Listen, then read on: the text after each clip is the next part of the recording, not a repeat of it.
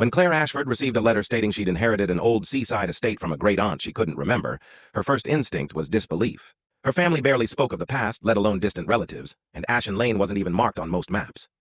But she'd been tired of fluorescent lights, sleepless shifts at the hospital, and the quiet ache of living a life that felt like someone else's. So she went.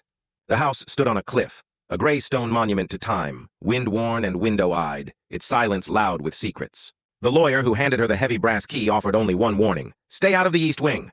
Inside, the air smelled like mothballs and forgotten grief. Portraits lined the halls, stern women, eyes too knowing, and each room whispered in its own way.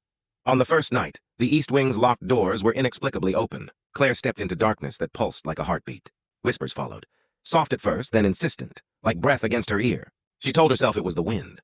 But the next day, a new portrait hung in the dining room. Eleanor Ashen, painted in 1883, eyes gleaming like they knew she was watching.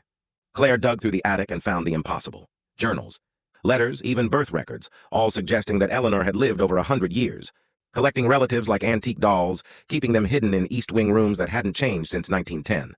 When Claire confronted the final door, she found Eleanor waiting, ageless, smiling, and impossibly alive. "The house remembers its blood," she whispered. "And it keeps what it's owed." Claire fled through twisting halls as the walls bled shadows and voices begged for release.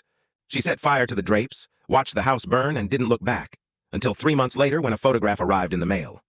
No note, just a picture of the house, whole again, its windows watching. In the upper right, a figure in the window, Eleanor sitting in her rocking chair, smiling still. The fire had taken the house, but not her. Some places, Claire realized, don't burn, and some stories don't end when you leave.